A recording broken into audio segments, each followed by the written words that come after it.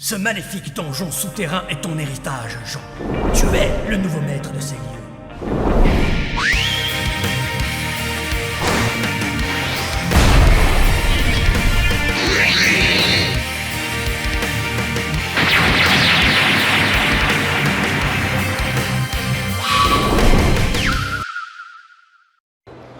Bonjour, alors je m'appelle Guilhem, je suis le créateur scénariste de cette web série qui s'appelle Donjon Legacy.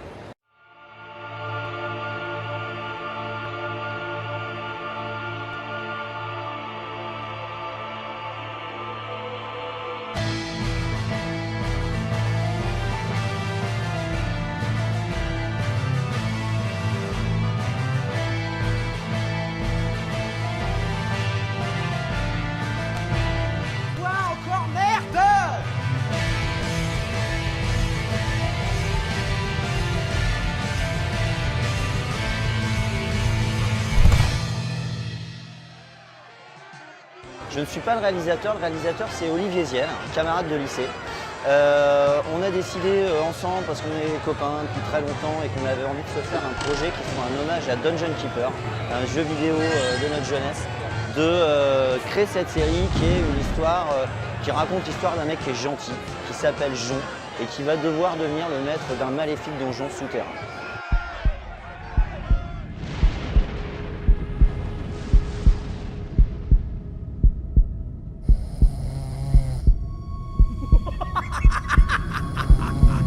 Ce maléfique donjon souterrain est ton héritage, Jean. Tu es le nouveau maître de ces lieux. Et à quelqu'un? Je suis le cœur du donjon. Protège-moi des intrus, massacre-les ou meurs avec moi. Je ne massacre rien du tout, moi. Ça a pas la tête. De quoi? Et je suis un gentil. Ah bon? Bah oui. Alors tu deviendras méchant! Je suis Jon, le maître du donjon. Je suis malgré moi l'héritier d'un donjon maléfique que je vais devoir défendre. Donc pour ça je vais être entouré de gros bras cassés, donc un machiniste. Vous! J'ai une petite question à propos de votre piège à sommeil. Éternel, piège à sommeil éternel, avec d'authentiques pierres magiques d'immobilisation définitive. Des rochers, espèce de gros taré. Et il y a eu des morts. Calme-toi, tu n'es plus le même Jon. Une démoniste. J'ai invoqué un démon, mais il n'obéissait pas. Alors, je l'ai renvoyé avant qu'il foute la merde. On a assez d'ennuis avec celui-là, non? Oui, c'est vrai ça. D'ailleurs, on doit scoltiner le technome encore longtemps? C'est une malédiction des plans infernaux.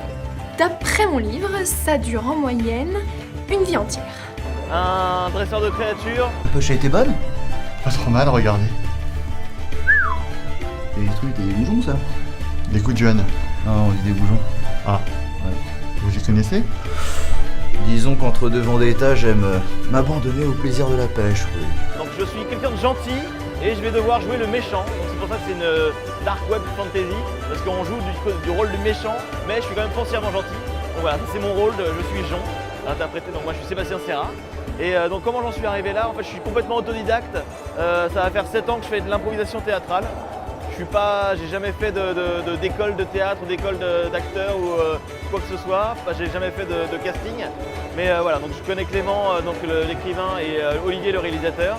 Et de fil en aiguille, ils m'ont demandé à jouer Jon dans la série et j'ai accepté. Voilà. Donc je fais du théâtre d'improvisation sur Paris avec plein de potes. J'ai plusieurs équipes, j'ai 3 équipes d'impro. Maintenant je suis même professeur d'improvisation théâtrale.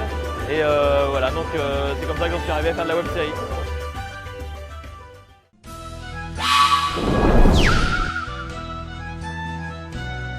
Et on s'est fait un bon petit délire, surtout moi à l'écriture, en sachant que moi je suis autodidacte. Je suis un scénariste autodidacte, à la base je suis plutôt romancier. J'ai déjà 2 romans qui sont publiés. Et on s'est fait un bon petit délire en mettant des cochons d'Inde tueurs. C'est avec ça que je fais ma petite promo. Sans cochon d'Inde tueur, on n'arriverait pas à intéresser les gens sur les conventions. Avec une marionnette vulgaire aussi, qu'on peut voir là-haut sur la télé. Ah, donne-moi ça, gros con d'orque. Ah, je vais la transformer en or.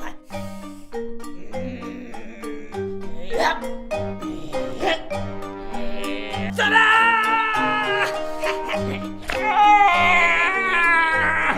avec tout un univers un petit peu gothique, décalé, mais ambiance donjon. On est entre le donjon de Nullbuck et Camelot. Voilà. Merde, c'est gel ici. Tiens, voilà quelqu'un. Salut, tu viens pour l'aventure? Eh ouais, je suis là, ça se voit. Et ça, c'est le donjon? Effectivement, c'est le donjon de Nullbuck. Il a pas l'air terrible. Faut pas s'y fier, personne n'en est ressorti. Ah bon? Faut dire aussi que personne n'y est entré. Ah, enfin c'est ce qu'on m'a dit. Bonjour, bonjour. C'est une web-série qui a accueilli des comédiens alors, qui ne sont pas des débutants. Comme nous, on ne sait pas jouer, on s'est dit on ne va pas faire l'erreur que font les créateurs de web-séries, qui est de se mettre, de jouer nous-mêmes dans la série, au risque de gâcher notre projet. Donc on a été chercher des comédiens qui avaient une expérience de la scène, soit qui jouent dans des troupes d'impro depuis des années, soit qui sont un petit peu sur des web-séries, etc. Bon, pour la dernière fois, dites-moi où est ce putain de trésor de merde! Nulle part, il n'y a pas de trésor ici. Bon, putain. Toi, donne-moi ça, ça a l'air précieux. Souhaites-tu que j'use de ma pierre de dédain, John? Oh merde là! Ne m'obligez pas à faire usage de ma magie. Quoi? Une fois qu'on a eu fini notre projet, qu'on a autofinancé, on a fait ça de manière indépendante parce qu'on n'a pas intéressé le producteur, mais on a voulu aller jusqu'au bout. C'est ça surtout qu'il faut faire quand on fait de la web-série, c'est se dire si je commence quelque chose, je le fais bien et je vais jusqu'au bout. Avec nos images, on a été démarcher des guests. On a notamment eu Marcus qui est sur Game One, No Life, qui a accepté de faire un petit rôle dans notre série. Monsieur Fall aussi, le créateur de Trick Track, co-créateur de Trick Track, qui a aussi accepté de jouer dans notre série un petit rôle. Et grâce à ça, on a réussi à avoir une série d'excellente qualité. On a fait appel à des techniciens qui, eux, bossent dans l'audiovisuel depuis plusieurs années et qui ont accepté de travailler sur notre projet de manière bénévole. Voilà. Ce qui fait qu'on a un projet excellent. Alors évidemment, très difficile quand on fait un tournage de web-série, un tournage amateur, de pourvoir tous les postes. On n'a pas trouvé des gens pour tout. Par exemple, on n'avait pas de chef décorateur. Donc c'est moi qui me suis occupé de la décoration. Alors par exemple, la petite anecdote, là, la fontaine qu'on voit ici, qui apparaît dans notre web-série, c'est une table de bar, un bac à sable d'enfant et une fontaine à oiseaux de jardin. Voilà. Et puis là-dedans, il y a une tablette qui fait palpiter un cœur, c'est le cœur du donjon. Voilà, les petites anecdotes comme ça que je peux vous dire. Tout le reste, c'est de la débrouille, de la démerde. Et je pense qu'on a réussi à faire un projet que je vous invite vraiment à aller découvrir sur YouTube, qui est vraiment très très bien, très très qualitatif. Voilà.